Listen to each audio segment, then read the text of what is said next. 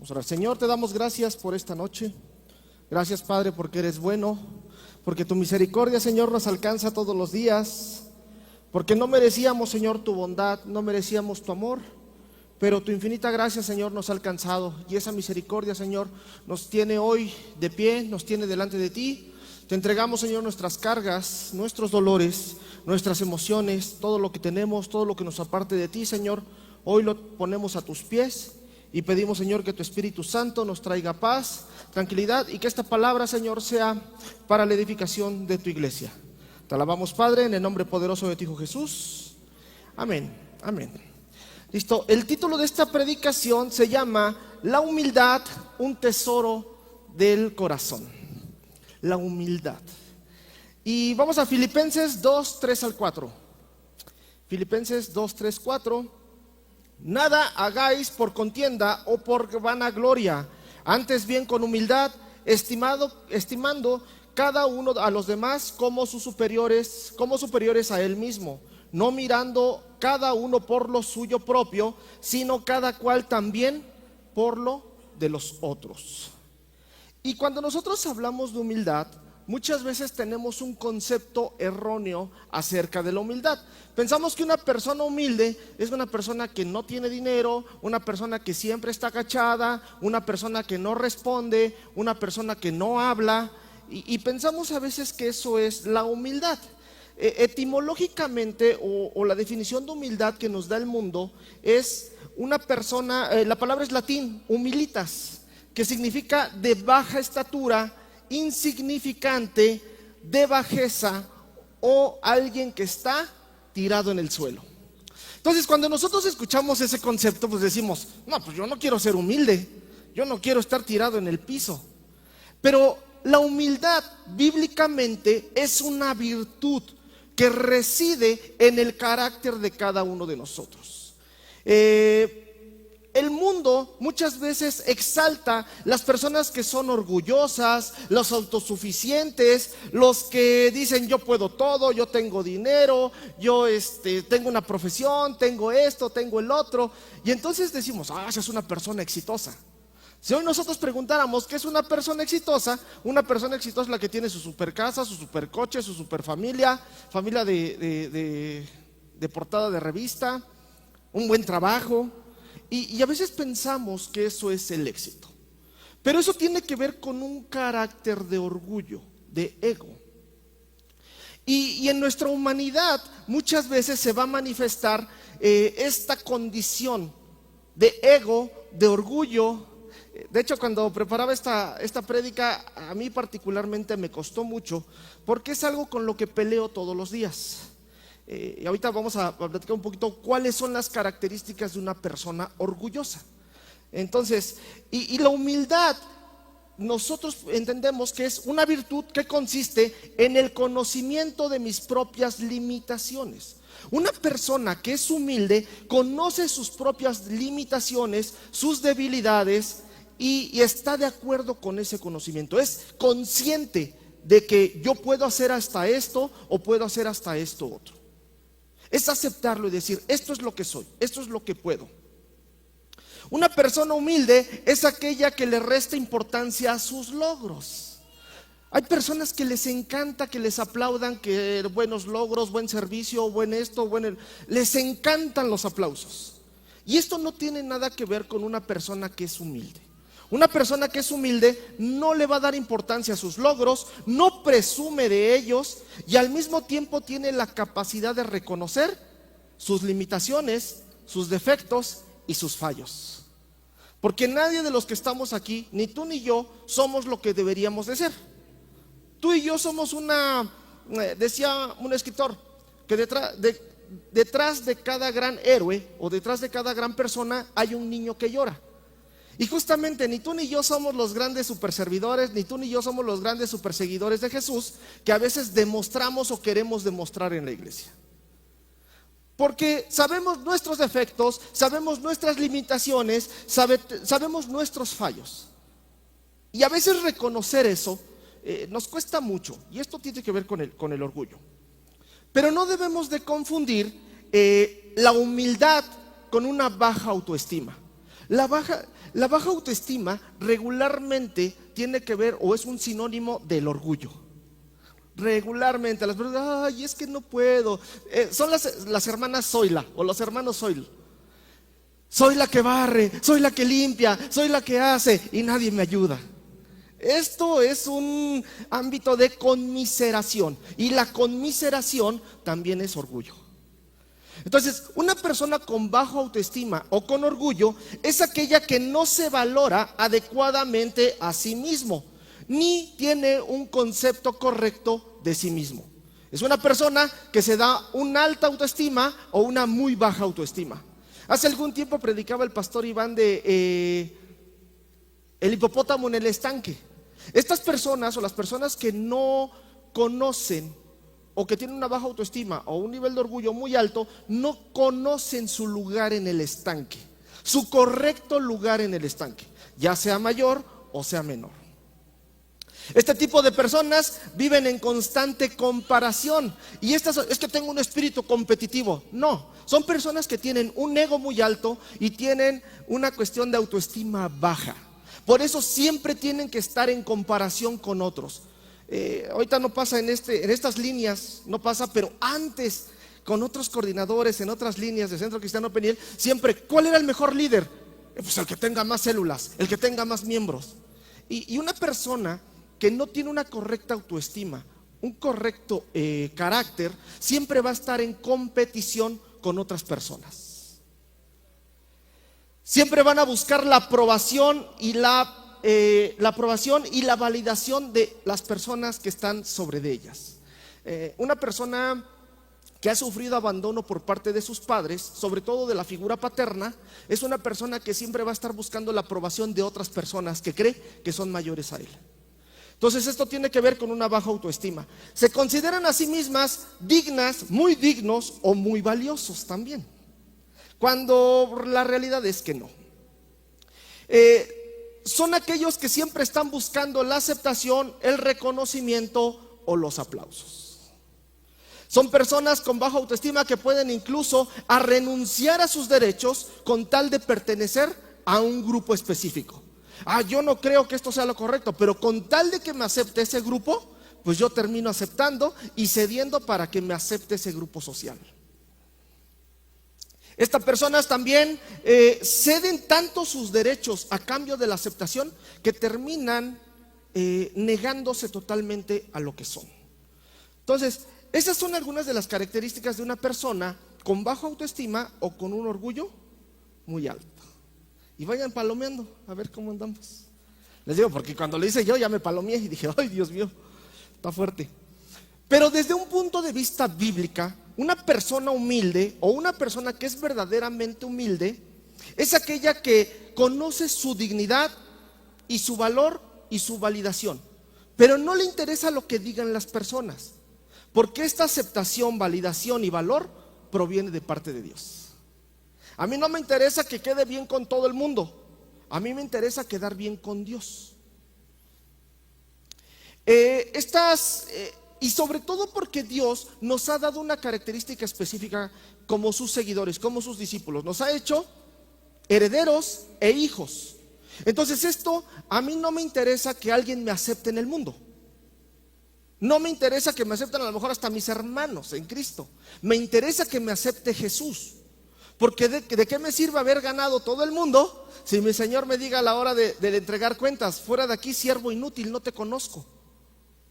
Señor, en tu nombre eché fuera demonios, en tu nombre impuse las manos sobre los enfermos y sanaron. Sí, pero no te conozco. Tu validación no depende de las personas que están alrededor de ti. Tu validación depende de Dios. Entonces, además, estas personas tienen una plena conciencia de ese estatus inamovible. Por lo tanto, entienden que su desempeño, sus dones, sus talentos, su inteligencia no son de Él, sino es algo que proviene de parte de Dios. No hizo nada para ganarlo y no puede hacer nada para perderlo. Entonces, nadie te puede quitar del lugar en el que estás, porque ese lugar te lo dio Dios, si te lo dio Dios. La persona que entiende esto y lo vive en su vida cotidiana, va a desarrollar un valor y la virtud de la humildad. No querer quedar bien con las personas, sino quedar bien con Dios. La Biblia va a describir la humildad como mansedumbre, humillación y la ausencia del ego. ¿Qué es el ego? Todo eso que utilizo para protegerme. Yo soy, yo hago, yo soy el que sirvo 24 horas al día, yo soy el que sabe la Biblia, yo soy el que hace esto, yo soy el que mira cómo me latigo y sirvo bien bonito a Jesús. Es por ego. Muchas veces ese servicio es por ego. La palabra griega traducida humildad en Colosenses 3:12 regularmente va a referirse a la humildad en la mente, porque en la mente es donde radica toda nuestra verdadera humildad. Y entonces vemos que la humildad es una actitud del corazón. En el corazón es donde realmente va a permanecer nuestra humildad. Y el corazón, recuerden que el corazón del hombre bíblicamente tiene que ver con nuestra alma, mi intelecto, mi voluntad y mis emociones. Es donde realmente va a estar manifestada la humildad. Y alguien podría tener apariencia de humildad, y esos encontramos muchos en la iglesia, ¿eh? Que, oh, amado hermano, Dios le bendiga, amén, aleluya. Los abrazan y son amigos de todos y ajá. Pero a lo mejor su corazón está lleno de orgullo y de arrogancia. Porque a veces, no, es que yo soy de los más amados en la iglesia, y véanme cómo me abrazan, y véanme cómo me besan. Pero es simplemente a veces un corazón lleno de arrogancia. ¿Quieres conocer a una persona de verdad? Dale poder. Dale poder a una persona y vas a ver cómo realmente es esa persona. Muchas personas tantito les dan poder o autoridad, se vuelven gritones, se vuelven enojones, menosprecian, ignoran. Pero ¿quieres conocer realmente a esa persona? Quítale el poder y vas a ver cómo realmente es. Es más, eso lo podemos ver dentro de un lugar de autoridad. Pero en una cuestión más personal, ¿quieres conocer una persona? Fíjate cómo te trata cuando ya no necesita nada de ti. Y ahí vas a ver cómo realmente son las personas. Por eso, una persona humilde es una persona que es consciente de su identidad, de quién es en Cristo. No de quién dicen las personas que es, sino quién dice Cristo que eres. Simón Pedro va caminando con Jesús y le dice a Jesús, ¿quién dicen los hombres que soy? Y Pedro le dice, tú eres el Hijo del Dios Altísimo. Está bien, esto no te lo reveló ni carne ni sangre. Pero ¿qué hubiera pasado que Jesús, en lugar de preguntarle, ¿quién dicen los hombres que soy?, hubiera preguntado, ¿quién eres tú? ¿Y qué hubiera respondido Simón? O Pedro, ya llamado Pedro, hubiera dicho, yo soy Simón, un pescador. Porque la identidad de Simón o de Pedro en ese momento no estaba definida por Jesús, sino estaba definido por su carácter, por su corazón. Entonces Simón hubiera contestado, no, yo no soy Pedro, yo soy Simón. Yo soy Simón el que roba, yo soy Simón el que miente, yo soy Simón el que se enoja, yo soy Simón el pescador, el que el mundo ha rechazado. Ese es lo que soy. Pero cuando Jesús le dice, ¿quién dicen los hombres que yo soy? Tú eres el Hijo del Dios Altísimo. Y Jesús le contesta algo, esto no te lo reveló ni carne ni sangre, y en verdad tú eres Pedro. Entonces Jesús está determinando la identidad de Pedro. Cuando nosotros aprendemos a ser humildes, nuestra identidad va a estar determinada por Jesús. Y Jesús dijo que aquellos que son pobres de espíritu tendrían el reino de los cielos. Esto lo vemos en Marcos 5:3. Entonces, ser pobre de espíritu, ¿qué significa? Una persona que es pobre de espíritu entiende que delante de Dios no hay nada bueno en su corazón. Si ahorita Jesús metiera su mano en mi corazón, sacaría enojo, sacaría ira, sacaría ego, sacaría orgullo, sacaría mentira, vanagloria. Estoy hablando de mí. Cada uno de ustedes sabrá lo que sacaría Jesús de su corazón. Y una persona que es pobre de espíritu reconoce su condición pecaminosa, que dentro de él no hay nada bueno, y lo único bueno que hay dentro de mí es Jesús. Todo lo demás que hay en mí es malo, porque mis pensamientos son malos, mi forma de hablar es mala, mi forma de comportarme es mala. No hay nada bueno delante de mí. Lo único bueno que hay en mí es Jesús. Entonces, pero ¿por qué ahora nosotros tenemos una certeza de nuestra identidad? O de la humildad que prevalece en nosotros por la identidad de Jesús. Y es porque esa identidad o esa personalidad de Jesús está segura en nosotros. Mi autoestima no proviene de lo que me digan las personas. Mi autoestima no proviene de lo que yo tenga en la bolsa. Mi autoestima no proviene de mis bienes o de mis amistades. Mi autoestima proviene de Dios, porque Él es quien determina mi identidad. No necesito el reconocimiento externo, yo solo necesito el reconocimiento de Dios. Y cuando nosotros entendemos eso, es cuando nosotros ponemos a Dios en primer lugar. Una persona así no necesita competir. Una persona que tiene su identidad correcta no necesita estar compitiendo a ver quién hace más o quién hace menos, o cuántos aplausos se lleva más o cuántos aplausos se lleva menos. Una persona con una correcta identidad en Cristo va a ser humilde y no le van a interesar los aplausos, le van a interesar las almas. ¿Qué es lo que estamos buscando? Por eso somos cristianos. Somos cristianos primeramente porque hemos sido elegidos por Él para tener una vida eterna, para establecer su reino en esta tierra. Pero después de eso, Jesús nos deja una comisión: id y haced discípulos a todas las naciones. Y ese tendría que ser mi primer objetivo. No que sea el mejor ministerio, no que sea el mejor cristiano, no que sea el más aplaudido o el más famoso. Mi intención como cristiano es cumplir la gran comisión: ir y hacer discípulos a todas las naciones. Ese debería ser mi objetivo. Una persona con una correcta identidad no tiene que estar exhibiendo sus logros para sentirse más valioso. Es que yo soy licenciado en esto, o yo trabajo en esto, o yo tengo esto, o yo hago el otro. No es necesario. Una persona con una correcta identidad de humildad no va a estar presumiendo sus logros. Una persona que tiene una correcta identidad no se siente insegura ni amenazada cuando otros crecen. Porque esto pasa. Mira, ya va creciendo el hermano. ¿Cómo es posible que llegue a tan poquitos años y ya lo pusieron a predicar? Esto me lo dijeron a mí. ¿Cómo es posible que están subiendo ayer a predicar? Pues si no proveniera de Dios ya me hubiera bajado.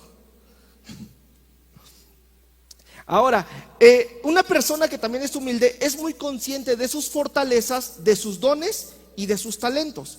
En el discipulado, mi esposa y yo damos el último módulo de liderazgo. Y la primera pregunta con la que empezamos este módulo es: ¿cuáles son tus dones y tus talentos? ¿Cuál es tu propósito? ¿Cuál es el propósito de Cristo en tu vida? Muchos no saben contestar. Muchos, por pena, por miedo, por duda, no quieren decir qué dones tienen. Pero cuando nosotros entendemos que esos dones provienen de Dios y no de nosotros mismos, yo no hice nada para ganarlos, yo no hice nada para perderlos. Simplemente fue un regalo que Dios me dio, y Dios le dio a cada uno como Él quiere. Entonces, cuando les pregunto esto, muchas veces no saben ni su propósito, no saben ni sus dones y a veces sus talentos. Pero una persona con una correcta identidad va a tener muy bien identificado estos 3 puntos. Pero también estas personas son conscientes de que todo lo han recibido de Dios. Todo. Fuerzas, intelecto, dinero, tiempo, todo proviene de Dios. Entonces no hay razón por qué sentirme orgulloso, porque yo no hice nada para tener lo que tengo. Todo lo que tengo proviene de Dios. El apóstol Pablo nos habla algo acerca de esto en 1 Corintios 4:7. Dice: ¿por qué? ¿Quién te distingue? ¿O qué tienes que no hayas recibido? Y si lo recibiste, ¿por qué te glorías como si no lo hubieras recibido? Más adelante en esa misma carta vuelve a afirmar en 1 Corintios 15:9-10: porque yo soy el más pequeño de los apóstoles, que no soy digno de ser llamado apóstol porque perseguí a la iglesia de Dios, pero por gracia de Dios soy lo que soy. Y su gracia no ha sido en vano para conmigo. Antes he trabajado más que todos ellos, pero no yo, sino la gracia de Dios conmigo. Entonces, no se trata de lo que yo hago, no se trata de lo que yo me esfuerzo, no se trata de lo que yo pienso o creo, sino simplemente se trata de lo que Él ha hecho en mí. Si Él no nos hubiera alcanzado, si Él no te hubiera alcanzado, hoy a lo mejor ni estarías vivo. Y hoy por su gracia y su misericordia estamos aquí. Entonces, la persona humilde va a ser una persona que vive en paz consigo mismo.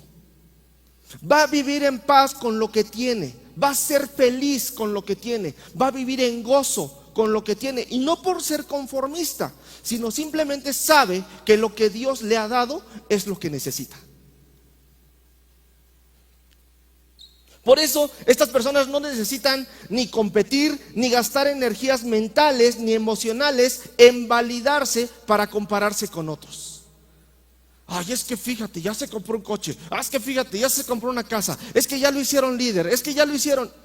Una persona que tiene una correcta identidad no le interesa lo que está haciendo su vecino o su hermano, porque está tan enfocado en sí mismo, en crecer y en seguir a Dios, que lo demás no importa.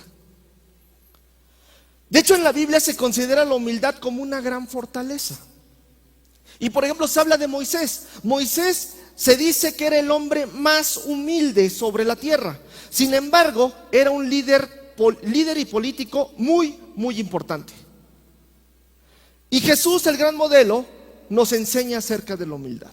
Ese es el mejor modelo que podemos tener acerca de la humildad. En definitiva, la humildad es la capacidad de poder reconocer nuestras propias debilidades sin frustrarnos. Porque hay personas que cuando fallan se frustran. Ay, es que cómo fallé, cómo hice esto, cómo se me rompió el vaso, cómo no pude terminar una carrera. Y se empiezan a frustrar. Pero la humildad tiene que ver a reconocer mis debilidades sin frustrarme. Y también reconocer mis fortalezas sin enorgullecerme, sin sentirme orgulloso de esas fortalezas, sin la necesidad de competir con otros ni de ser validado por nadie. También una persona humilde se va a manifestar en su conducta, porque de nada me sirve decir es que soy bien humilde, yo soy seguidor de Cristo, soy discípulo, soy gran servidor, pero en mi conducta es donde se va a reflejar realmente si hay humildad o no hay humildad en mi vida. Y un valor como la humildad no deja de ser una simple palabra o un concepto teórico hasta que nosotros lo ponemos en práctica. Jesús jamás le dijo a sus discípulos, jamás le dijo a ninguna persona te amo, porque Jesús demostraba con sus actos el amor. Jesús jamás le dijo a nadie yo soy rey. Simplemente Jesús se ponía a servir, se ponía a ayudar, actuaba con humildad. Por eso dice Mateo 11:29, llevad mi yugo sobre vosotros y aprended de mí, que soy manso y humilde de corazón, y hallaréis descanso para vuestras almas. Cada vez que un cristiano dice yo soy manso mas no menso, una Biblia cae en coma. Por eso Jesús nos dice, aprended de mí que soy manso y humilde de corazón. Y es interesante ver cómo aquí se refleja mucho corazón humilde. Mi corazón, ¿cómo es realmente mi corazón? ¿En qué condición se encuentra mi vida? Mi corazón. Y para el mundo hebreo, en el corazón radicaba todo. Porque del corazón salían los malos pensamientos, salían las malas palabras, salían las malas acciones. Del corazón. Ese es el centro de la vida, es lo que define quién eres realmente. En la iglesia les digo, es fácil ser cristiano. Amén, hermano, aleluya, Dios le bendiga. Afuera, ¿cómo nos comportamos? El corazón es donde está nuestra voluntad y donde se toman nuestras decisiones. En el corazón se maquinan los malos pensamientos. En el corazón se maquinan las malas palabras, los malos actos. Y por eso dice Proverbios 4:23, sobre toda cosa guardada, guarda tu corazón, porque de él mana la vida. Y en numerosas ocasiones el Señor Jesús afirmó que el problema del ser humano radica en el corazón. El problema de Eva no fue que comió del fruto o que se acercó la serpiente para tentarla. El problema de Eva es que se puso a platicar con la serpiente. Y la serpiente terminó engañando su corazón. Y eso lo llevó a la caída. A veces nosotros nos ponemos a platicar con la serpiente y le hacemos más caso a la serpiente que a Dios. Por eso, cuando hay un corazón malo, va a ser evidente en nuestros actos, en nuestra forma de hablar, en nuestra forma de comportarnos, en nuestra forma de tratar a las personas que están con nosotros alrededor. Mateo 15:19, porque del corazón salen los malos pensamientos, los homicidios, los adulterios, las fornicaciones, los hurtos, los falsos testimonios y las blasfemias. Por eso el pecado siempre es un problema que radica en el corazón. No es que de repente voy caminando y me tropecé con una cáscara de adulterio o con una cáscara de fornicación. Eso no es real. Es algo que se maquinó en el cerebro por algún tiempo, bajó al corazón y del corazón se puso por obra. Todos los pecados que nosotros cometemos no los cometemos porque se me ocurrió en el momento. Los pecados que nosotros cometemos es porque ya los maquinamos aquí arriba. Ya los traíamos pensando desde algún tiempo, hasta que algo nos motivó a ponerlo por obra. Entonces por eso Dios dice que Él va a cambiar ese corazón duro, un corazón duro que se resiste a Dios, un corazón orgulloso. Dice, le decía Dios al pueblo de Israel: ustedes son duros de cerviz. Cerviz, las cervicales. Cuando alguien tiene duras las cervicales, no puede inclinarse. Cuando alguien no se puede inclinar, no se puede humillar. Es decir, no puede agacharse totalmente. ¿Cuándo fue la última vez que oraste realmente inclinado y tirado al piso, diciéndole: Dios, esto es lo que soy, esto es lo que tengo?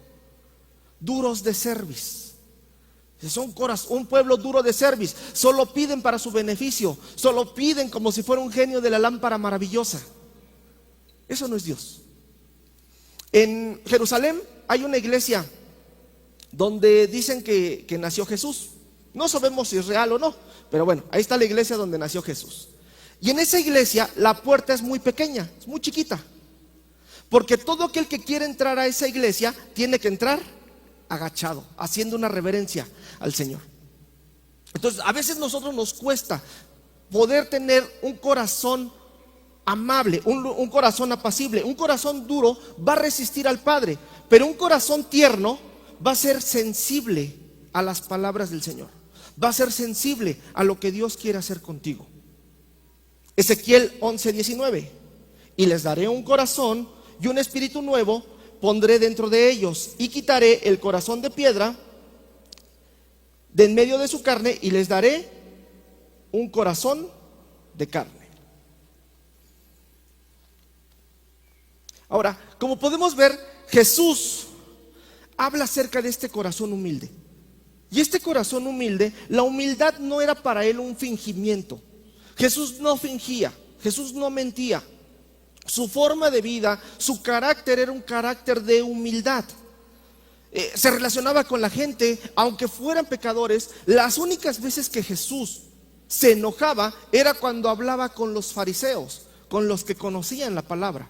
Con ellos sí se enojaba. Pero cuando se encontraba un pecador nuevo, le decía: no pasa nada, levántate, vete y no peques más, si no algo peor te va a suceder. O los sanaba, o los restauraba, o los liberaba. Pero cuando se encontraba a los fariseos, ahí sí se iba con todo, ahí sí se enojaba.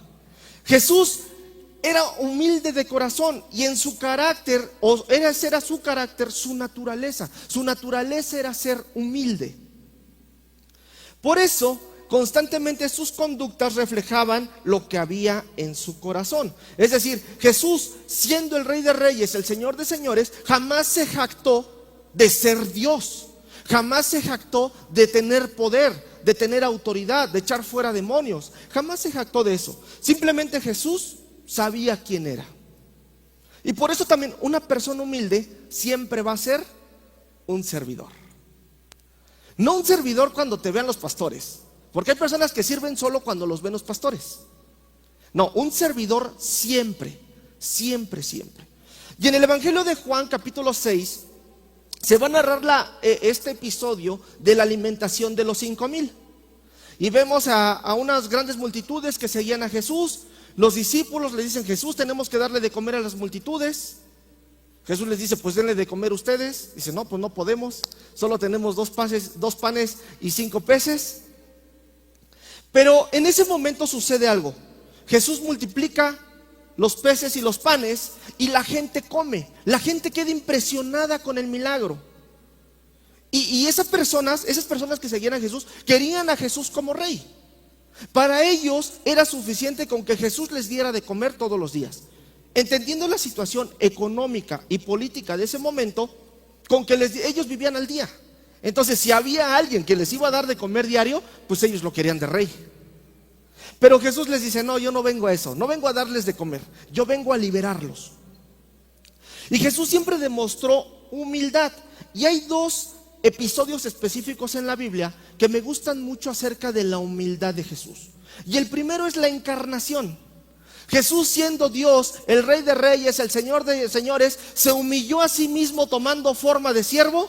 ¿Y dónde fue a nacer? En un pesebre.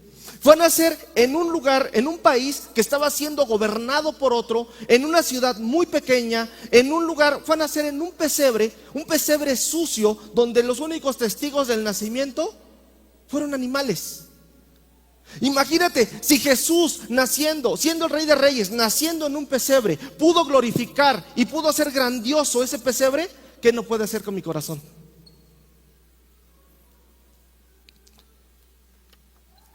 Los sabios de Oriente buscaban a Jesús.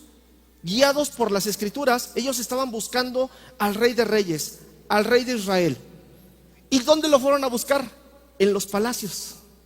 Porque se imaginaban que un rey tenía que nacer en un palacio. Jesús no fue a nacer en un palacio, tuvo que nacer en un pesebre. Ahora, Jesús nace, empieza a crecer, pero en los primeros años de su vida tiene que salir exiliado y se va a vivir a Egipto. Después regresa de Egipto y se tiene que aventar 30 años en el anonimato. Realmente nosotros no sabemos qué pasó en ese tiempo de la vida de Jesús, donde Jesús realmente estaba trabajando de carpintero. Era un simple carpintero. Por eso cuando Jesús se empieza a levantar como maestro, le dicen las personas que lo conocían: ¿qué no eres un carpintero? ¿Qué no eres hijo de José, el carpintero? ¿Cómo ahora resulta que eres un maestro? Jesús vivió esos 30 años en anonimato, preparándose, en humildad, calladito. Porque él como niño, como un jovencito de 14, 15 años pudo haber dicho: pues yo soy Dios, y tráiganme lo que yo quiero porque yo soy Dios. Así como se comportan algunos de sus hijos. Mamá, sírveme de comer. Mamá, tráeme esto. Mamá, cómprame unos tenis. Mamá. Imagínense, Jesús, siendo el Rey de Reyes, siendo Dios, siempre estuvo humilde y calladito hasta que empezó su ministerio a los 30 años. Entonces, ese es el primer pasaje. Imagínense, si eso no es humildad, entonces ¿qué será la humildad? El segundo pasaje es el lavamiento de los pies a sus discípulos. Y aparece narrado en Juan capítulo 13. Y aquí vemos, Jesús, están celebrando la cena de Pascua. Jesús se sienta con sus discípulos, cenan, y al terminar la cena empieza a lavar los pies de sus discípulos. Recordemos que esta actividad era destinada para las personas de más bajo nivel dentro de la sociedad judía. En ese momento no había unas conductas sanitarias muy buenas. Hablando, por ejemplo, de las necesidades, no las hacían en una letrina. No estaban acostumbrados el pueblo de Israel a tenerlo así. Había por parte de la ley de Levítico que había un lugar específico donde hacerlo. Pero recuerden que en este momento histórico, gran parte de la ley ya no se cumplía. Entonces, pues prácticamente las calles estaban sucias, de suciedad humana y de suciedad de animales. Entonces, por eso cada vez que una persona llegaba a una casa, el sirviente más bajo se dedicaba a lavar los pies. Obviamente para tener mejor aroma, para que no estuviera tan fea la casa, no se ensuciara. Entonces lavaba los pies. Y esta era una labor para la persona más baja. Y los discípulos están comiendo con Jesús.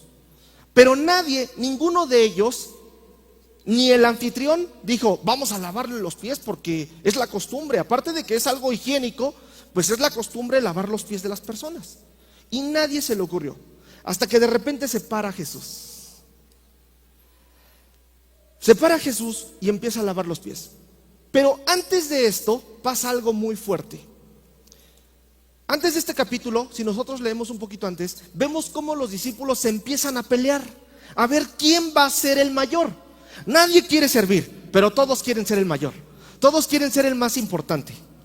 Y dice Mateo 20 al 28. Entonces se le acercó la madre de los hijos de Zebedeo con sus hijos, postrándose ante él y pidiéndole algo. Él le dijo: ¿qué quieres? Ella le dijo: ordena en tu reino se sienten estos dos hijos míos, uno a tu derecha y el otro a tu izquierda. Entonces Jesús respondiendo dijo: no saben lo que piden. ¿Pueden beber del vaso que yo he de beber y ser bautizados con el bautizo que yo soy bautizado? Y ellos dijeron: podemos. Él les dijo: a la verdad, de mi vaso beberéis, y con el bautismo con que yo soy bautizado serán bautizados. Pero el sentarse a mi derecha y a mi izquierda no es mío darlo, sino aquellos para quienes está preparado por mi Padre. Cuando los 10 oyeron esto, se enojaron contra los hermanos. Y no se enojaron porque hayan molestado a Jesús, sino se enojaron: ¿cómo se les ocurre si yo soy el primero? Envidia de los discípulos también. Entonces Jesús llamándoles dijo: ¿sabéis que los gobernantes de las naciones se enseñorean de ellas y que los que son grandes ejercen sobre ella potestad? Mas entre vosotros no será así, sino el que quiera hacerse grande entre vosotros será vuestro servidor, y el que quiera ser el primero entre vosotros será vuestro siervo. Como el Hijo del Hombre no vino para ser servido, sino para servir y para dar su vida en rescate por muchos. Les decía algo a los discípulos: ¿están dispuestos a beber de la copa que yo he de beber y ser bautizados con el bautizo que yo voy a ser bautizado? Y ellos dijeron: sí, Señor Jesús, sabemos que tú eres rey y que todo va a ser bonito. No es cierto, no todo iba a ser bonito. Todos los discípulos murieron de forma trágica. Ese es ser bautizado con el bautizo de Jesús. Decapitados, atravesados por una lanza, crucificados, apedreados. A uno lo aventaron por un barranco, a otro le quitaron la piel. Eso es como fueron bautizados los discípulos. Y ellos estaban pidiendo: Señor, siéntame a tu derecha y a tu izquierda. Imagínense el corazón de Jesús en ese momento, al ver que los discípulos estaban buscando un lugar de autoridad, una posición. ¿Qué pasaba con Jesús? Jesús toma la iniciativa, regresando a la última cena, toma la iniciativa y empieza a lavar los pies de sus discípulos. Pero Jesús hace algo muy, muy, muy bonito. Y vamos a Juan 13, 4 y 5. Se levantó de la cena y se quitó su manto, y tomando una toalla se la ciñó. Luego puso agua en el lebrillo y comenzó a lavar los pies de los discípulos y a enjuagarlos con la toalla con que estaba ceñido. ¿Qué fue lo primero que hizo Jesús? Se quitó el manto, se quitó la posición, se quitó la autoridad y empezó a hacer el servicio de menor rango. Por eso la Biblia va a describir la humildad como mansedumbre, humillación y ausencia del ego. Eso es lo que quiere Jesús que nosotros tengamos, con un corazón humilde. Siempre debemos de venir en humildad ante Dios, sabiendo que nosotros somos pecadores y estamos fallando, y le hemos fallado en muchas cosas. Yo no puedo llegar en mi posición de decir: yo soy el santo, yo soy el elegido, yo soy el hijo de Dios, yo soy el heredero y coheredero junto con Jesucristo. A veces eso se nos sube demasiado a la cabeza, cuando nuestra realidad es que somos personas que estábamos condenadas a morir por nuestro pecado. Reconocemos que somos pobres delante de Dios y que venimos sin nada delante de Dios. ¿Qué tendría yo que entregarle a Dios? ¿Qué podría yo darle a Dios de mí? Nada, nada, nada. Decía Job: ni aún con mi vida terminaría de pagar todo lo que has hecho por mí. Ese es un corazón de humildad, cuando yo entiendo que todo lo que tengo no me lo merezco. La misericordia es no recibir lo que sí tendría que haber recibido, la muerte. Y la gracia es recibir algo que yo no merecía. Entonces cuando Dios ofrece gracia y misericordia de Dios, nosotros la tenemos que aceptar con humildad, con gracia, comprometiéndonos para vivir una vida para Él. muriendo a nosotros mismos, negándonos a nosotros mismos, negando mi ego, mi orgullo, mis ganas de ser reconocido. Nunca debemos de olvidar que Él entregó su vida para que nosotros vivamos eternamente. Que con nuestro pecado fue pagado con justicia, con la justicia de Él fue pagado nuestro pecado. Esa es la verdadera humildad, reconocer y aceptar eso. La humildad bíblica no solo es necesaria para entrar al reino, también es necesaria para ser grande en el reino. Por eso Jesús es nuestro modelo, y Él no vino para ser servido, sino vino para servir.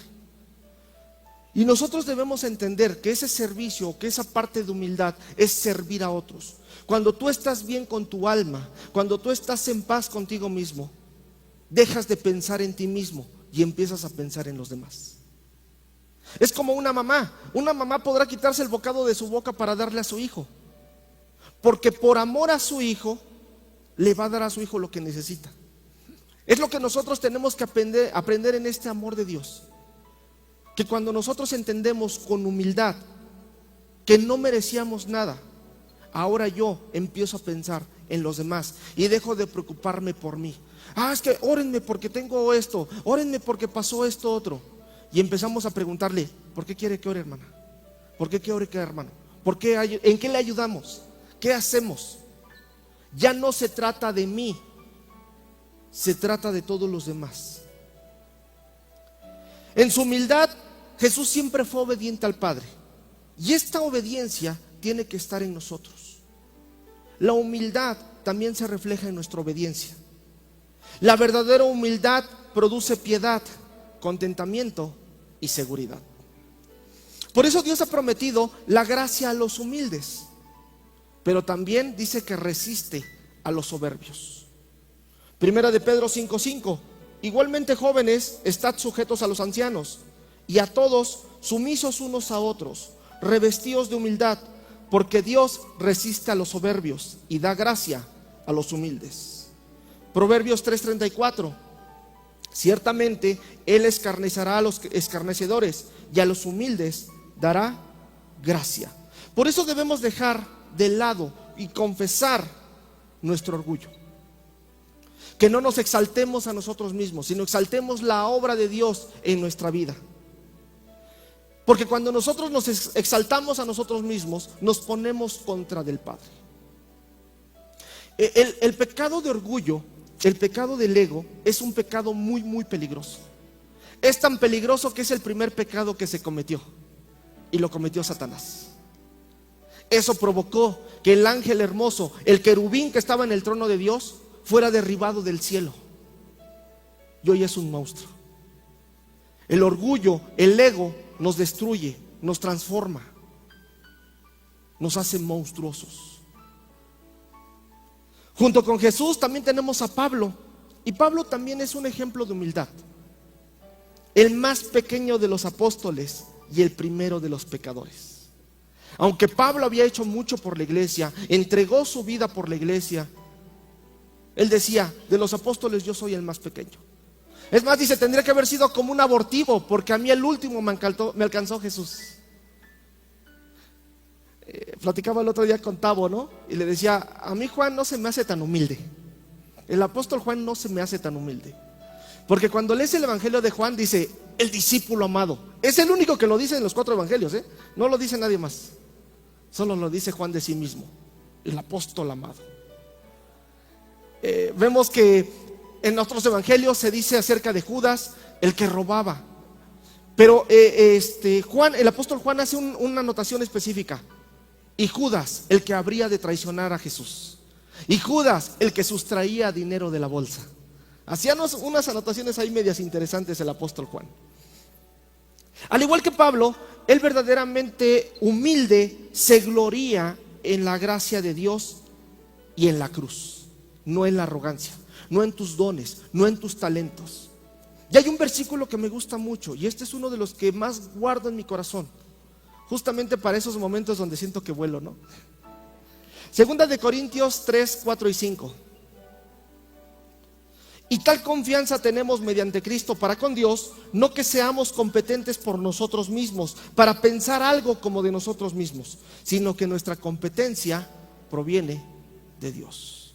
Todo lo que tú tienes, todo lo que tú haces, no es porque seas muy bueno o muy buena, sino todo lo que tú tienes y todo lo que pasa y toda la bendición que viene, viene de parte de Dios. Vamos a orar. Padre, gracias por esta noche. Gracias, Señor, porque en ese infinito amor, misericordia y gracia no nos has destruido, Señor. Tú podrías hacerlo, pero has tenido ese amor y misericordia por cada uno de nosotros.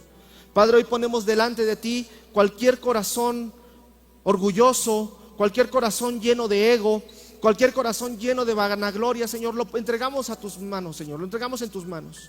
Hoy, Señor, queremos que nos ayudes a transformar nuestro corazón, a transformar nuestra vida, que podamos demostrar la humildad, Señor, por la cual tú también entregaste tu vida por cada uno de nosotros. Porque tú, Señor, siendo Rey, siendo Dios, siendo el Rey de Reyes y Señor de Señores, tomaste forma de siervo, Señor. Te humillaste a ti mismo, te hiciste carne y habitaste entre nosotros. Hoy, Señor, nosotros queremos entender eso y hacerlo parte de nuestra vida. Que, Señor, en nosotros no hay nada bueno. Lo único bueno que hay en nuestro corazón eres tú, Señor Jesús. Ayúdanos a actuar con humildad en cada uno de los lugares donde nos paremos. Ayúdanos a actuar fuera de envidia, Señor, fuera de chisme, fuera de egoísmo, fuera de enojo, Señor, de ira, de contienda. Ayúdanos, Padre, a tener ese carácter que tú tenías, Señor, de mansedumbre. Señor, te entregamos todo esto y pedimos tu guía, dirección, y que nuestra fe no falle en medio de cualquier proceso que estemos atravesando. Te damos gracias, Señor, por todo esto, en el nombre poderoso de tu Hijo Jesús. Amén.